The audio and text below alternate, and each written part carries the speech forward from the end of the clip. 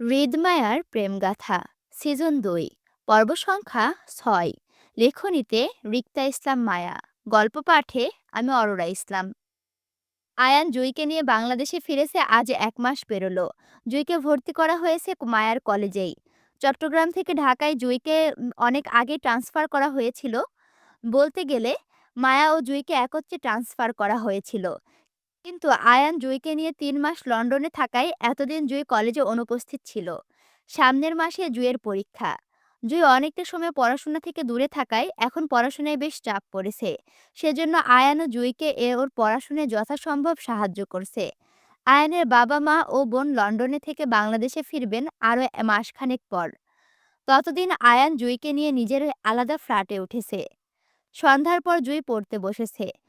শব্দবিহীন হালকা মাথা দুলিয়ে পড়ছে সে। বিছানায় আয়ান বসে। খালি ফ্ল্যাটে দুজন মানুষ ছাড়া আর কেউ নেই। দিনের বেলায় একজন মহিলা এসে ঘর মোছা, কাপড় কাচা, থালা বাসন ধোয়া, রান্নাবান্না এসব করে দিয়ে যায়। আয়ান নাইট ডিউটি ছেড়ে দিনের শিফটে এসেছে। জুইয়ের জন্য নাইট ডিউটি সে করে না। জুইকে সকালে কলেজে নামিয়ে সে হাসপাতালে যায়। ফিরে আসে সন্ধ্যা ৬টা নাগাদ। দুপুরে লাঞ্চের সময় জুই আয়ানের হাসপাতালে চলে যায় মাঝে মধ্যে। দুজন লাঞ্চ ছেড়ে আয়ান জুইকে ড্রাইভার দিয়ে বাসায় পাঠিয়ে দেয়। কাজের মহিলাটি আয়ানের ফিরে আসা অবধি জুইয়ের সঙ্গে খালি বাড়িতে থাকে। তারপর চলে যায়। আয়ান ভাবছে জুইয়ের সঙ্গে খালি বাড়িতে থাকার জন্য কাউকে খুঁজবে। কিন্তু বিশ্বস্ত মেয়ে পাচ্ছে না বলে সে নাইট ডিউটি ছেড়ে যতটা সময় পাচ্ছে জুইকে ঢাকার পরিবেশের সঙ্গে মানিয়ে নিতে সাহায্য করছে। আপনি কি করছেন জুই? নিস্তব্ধ নীরবতা ভেঙে আয়ানের কথায় জুই হঠাৎ চমকে উঠল। বইয়ের পাতা থেকে চোখ উঠিয়ে আয়ানের দিকে তাকিয়ে বলল, পড়ছি। কি পড়ছেন? শব্দ হচ্ছে না কেন? শব্দ করে পড়তে পারি না, পড়া মনে থাকে না। আয়ন কপাল কুঁচকে জুইয়ের দিকে তাকালো। জুই প্রসঙ্গ পাল্টে ফের বলল, কফি খাবেন? করে আনবো? আপনি খাবেন? আনবো আমি? আপনার আনতে হবে না, আমি করে। জুইকে থামিয়ে আয়ান বিছানা ছেড়ে উঠে দাঁড়ালো।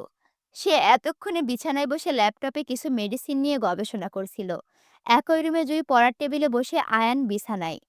আয়ান পায়ে স্যান্ডেল পরতে পরতে বলল, আপনার পড়া ছেড়ে উঠতে হবে না, আপনি পড়া শেষ করুন, আমি করে আনছি। আয়ন বেরিয়ে যেতে জুই আয়নের চলে যাওয়ার দিকে তাকালো। আয়ন বেশ যত্নশীল পুরুষ। সেটা জুয়ের আয়নের সঙ্গে একত্রে বসবাস করার পর থেকেই বুঝেছে।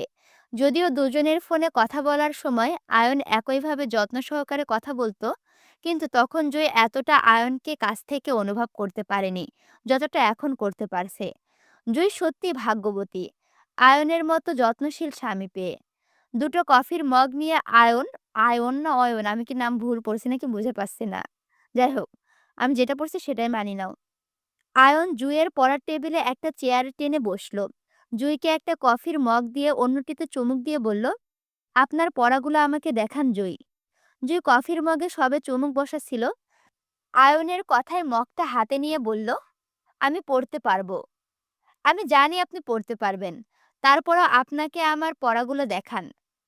না। কেন? আপনি কাছে থাকলে আমার পড়া আসে না।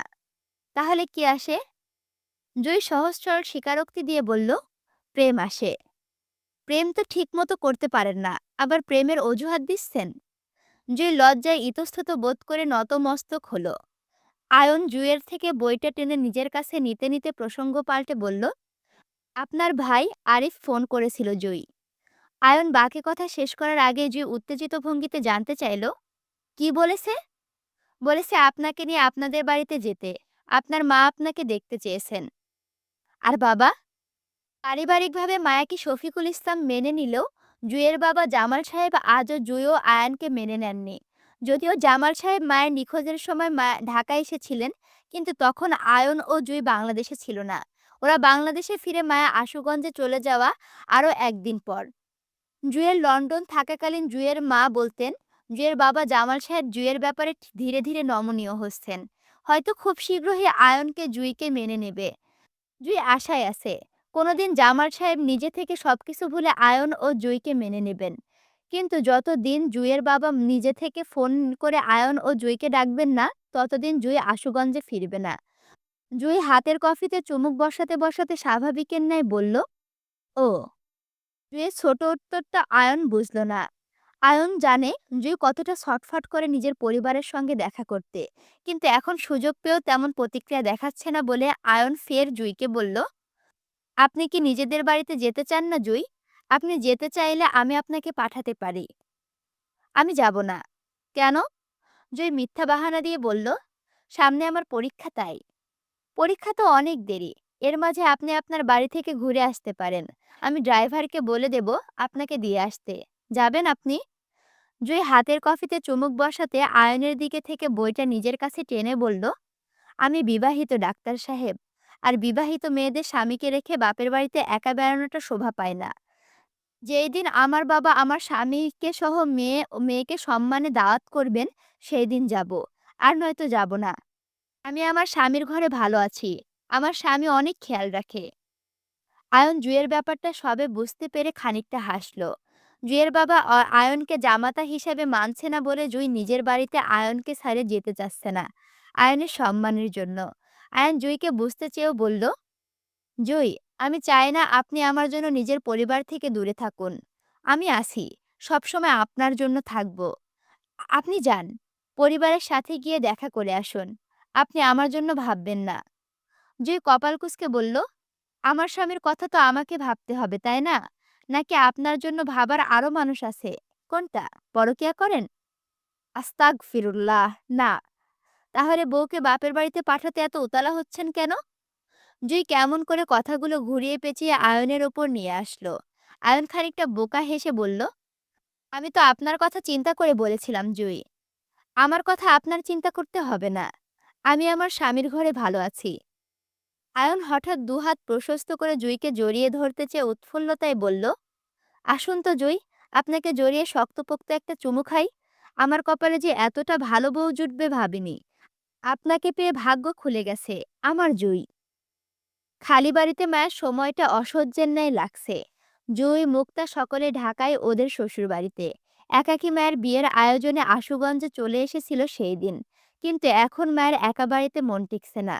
সেই দিন হৃদ মায়ের সাথে রাগারাগি করে সেই যে গেল, আর মায়ের সাথে হৃদের দেখা হয়নি। মায়া নিজের পরিবারের সঙ্গে সেই দিন টিয়াদের বাড়ি থেকে বেরিয়ে আসা, আশুগঞ্জে চলে আসা আজ ১ মাস ১৩ দিন পেরোলো। অথচ এই দিনগুলোতে হৃদের দেখা নেই। আর না দুজনের কথা হয়েছে। মায়ার খানবাড়ির সকলের সাথে যোগাযোগ আছে, কথা হয়। সুফিয়া খান মায়াকে জানান, হৃদ বিয়ে করবে না বলে বেঁকে বসেছে। প্রথমে বিয়ের ব্যাপারে হৃদ রাজি হলেও মায়ের পালিয়ে যাওয়ার পর থেকে হৃদ বিয়েতে আর সম্মতি দিচ্ছে না। এই কথাটা সুফিয়া খান মায়ের পরিবারকেও জানান। সুফিয়া খান মায়াকে বলেছিল মায়া কয়েকদিন নিজেদের বাড়িতে ঘুরে ঢাকাতে চলে আসতে। মায়া নিরুপায় হয়ে তাতে সম্মতি দিয়েছিল। কিন্তু হৃদ ঢাকা নেই। সে বিগত ২ সপ্তাহ ধরে দেশের বাইরে আছে। সুফিয়া খানও চট্টগ্রামে।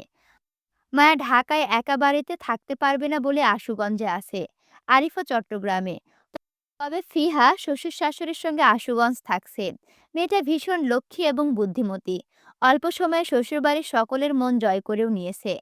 আরিফ সপ্তাহে শুক্রবার করে চট্টগ্রাম থেকে ট্রেনে করে আশুগঞ্জে আসে। শুক্রবার দিনটা থেকে শনিবার রাতে চলে যায়। এভাবেই চলছে জীবন। মায়ের ফুফিরা মায়াদের বাড়িতে কম আসে। মায়া থাকাকালীন কাউকে দেখা যায়নি এই বাড়িতে। মায়া মনে মনে ঠিক করেছে, হৃদ দেশে ফিরলে মায়া ঢাকায় চলে যাবে। শুধু শুধু হৃদকে আর বিয়ের জন্য চাপ দেবে না। জোর করে কোনো কিছু করানো যায় না। মায়া হৃদকে বিয়ের জন্য চাপ দিত, কারণ মায়া চাইতো এই বিয়ের মাধ্যমে হৃদ মায়ের পরিবারের সাথে সহজ হয়ে উঠুক। মায়ের মতো করে মায়ের পরিবারকেও হৃদ আপন মনে করুক। মায়া চায় না স্বামী এবং নিজে পরিবারের মাঝে মনোমালিন্য থাকুক। মায়া পরিবারের জন্য স্বামীকে আর স্বামীর জন্য পরিবারকে ছাড়তে চায় না। মায়া দুটো সম্পর্কই চায়। মায়া একটা সম্পর্ক বাদ দিয়ে অপর সম্পর্কটাকে বেছে নিতে পারবে না বলে এতদিন জোর করে হৃদকে বিয়ের জন্য রাজি করাতে চাইতো।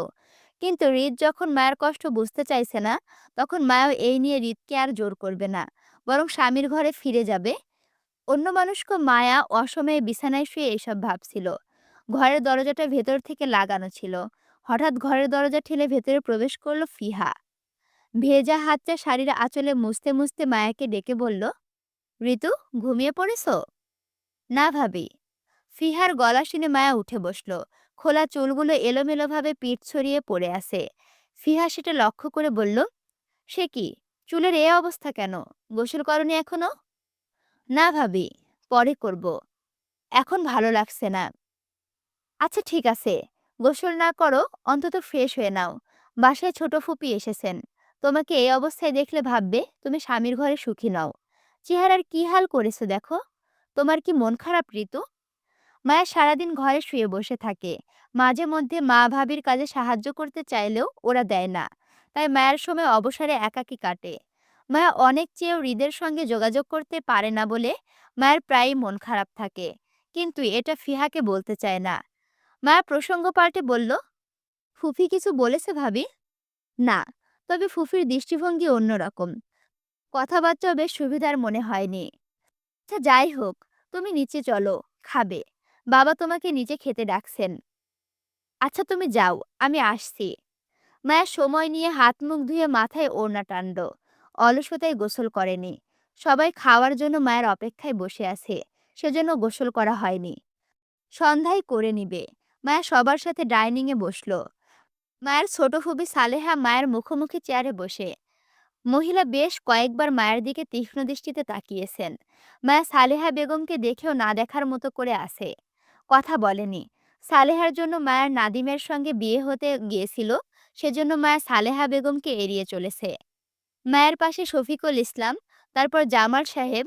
মায়ের মুখোমুখি অপর পাশে সালেহা বেগম, জুয়ের মা, রেহেনা বেগম, ফিহা সকলে একত্রে টেবিলে গোল করে দুপুরের খাবার খাচ্ছে। এর মাঝে হঠাৎই সালেহা বেগম মায়েকে উদ্দেশ্য করে কটাক্ষ করে বলল, বড়লোক ছেলে দেখে বিয়ে করেছিস, তাহলে চেহারার এই অবস্থা কেন? তোর স্বামী কি তোকে খাওয়ায় না নাকি? আমার ভাইয়ের ঘরে তো এর থেকে ভালো ছিলি। বড়লোক ছেলে দেখে বিয়ে করে লাভ কি হলো? ডাইনিং টেবিলের সকলেই খাওয়া ছেড়ে থমথমে মুখে করে একে অপরের দিকে চাওয়াচাওয়ি করলো।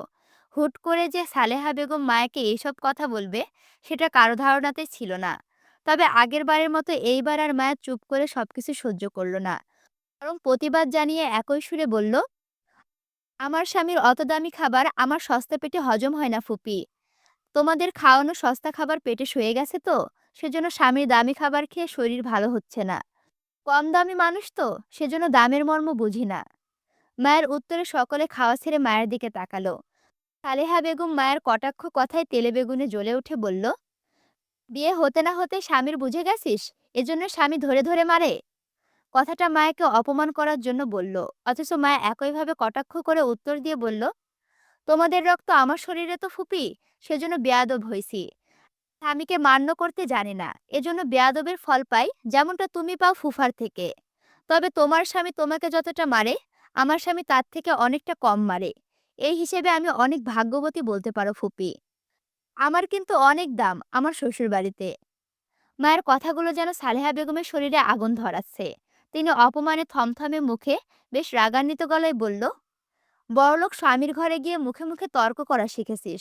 তোর স্বামী যেমন আমার ভাইদের সম্মান করতে জানে না গরিব বলে, তুইও তোর অহংকারী স্বামীর থেকে বড়দের অসম্মান করা শিখেছিস ওখানে থেকে। সালেহা আর মায়ের বাকবিতণ্ডা সকলেই শুনছে, কিন্তু মাঝে কথা আপাতত কেউই বলছে না, কারণ মায়ের নিজের প্রতিবাদ নিজেই করছে। এর মাঝে মায়ের খাওয়া ছেড়ে উঠে দাঁড়ালো। বেশ স্বাভাবিক এবং শান্ত স্বরে বলল, শোনেন ফুপি, আপনার সম্মান আপনার নিজের কাছে। আপনি যদি নিজের সম্মান বজায় রাখতে না পারেন, তাহলে আমি ছোট হয়ে আপনাকে সম্মান দিতে যাব না। আর রইল আমার স্বামীর ব্যাপারটা, তাহলে বলবো, আমার স্বামী যদি বেয়াদব হয়, তাহলে তার বউ বেয়াদব হবে, সেটাই স্বাভাবিক। আপনি ভালো মানুষ হয়ে বেয়াদবের সাথে লাগতে আসেন কেন? নিজের সম্মান নিয়ে নিজে বসে থাকুন, তাহলেই তো হয়। বেয়াদবের কাছে সম্মান চাইবেন, সেটা তো হবে না। থমথমে পরিবেশে মায়া খাবার টেবিল ছেড়ে উঠে গেল। পাশে মায়াকে কেউ ডাকেনি। তবে মায়ের চলে যাওয়ার পরপর রেহেনা বেগমকেও খাওয়া থেকে উঠে চলে গেল রান্নাঘরে। মায়াকে কত কাঠখড় পুড়িয়ে এই বাড়িতে আনলো ওনারা, অথচ আবার মেয়েকে অপমান করলো সালেহা বেগম। কিন্তু শফিকুল ইসলাম বাবা হয়েও মেয়ের পক্ষে একটা কথা বলেননি, আর না বোনকে থামিয়েছে। মায়ের যে এই বাড়িতে মন টিকছে না, সেটা রেহেনা বেগম অনেক আগে থেকেই লক্ষ্য করেছিল। এখন অভিমান করে মায়া না আবার চলে যায়। মায়া শুধু বাবা মার সম্মানের কথা চিন্তা করে স্বামীর বিরুদ্ধে গিয়ে আশুগঞ্জে এসেছিল, অথচ সেই মেয়েটাকে অপমান করলো সালেহা। মায়া ঘরে গিয়ে সত্যি সত্যি সুফিয়া খানকে ফোন করে জানালো, মায়া খান বাড়িতে ফিরতে চায়। সুফিয়া খান বিষয়টা বেশ স্বাভাবিক নেন। যেহেতু হৃদ বাংলাদেশে নেই, তাই সুফিয়া খান চট্টগ্রাম থেকে গাড়ি পাঠিয়ে মায়াকে চট্টগ্রামে নিয়ে যান। মায়া চলে যাওয়াতে রেহেনা বেগম বেশ কান্নাকাটি করেন। মায়া রেহেনা বেগমকে সান্ত্বনা দিয়ে বোঝায় মায়া ফিরে আসবে নিজের পরিবারকে দেখতে। কথা সত্যি, মায়া নিজের পরিবারকে দেখতে হয়তো মাঝে মধ্যে আসবে, কিন্তু আর কখনো এতটা দিন নিয়ে থাকবে কিনা সন্দেহ।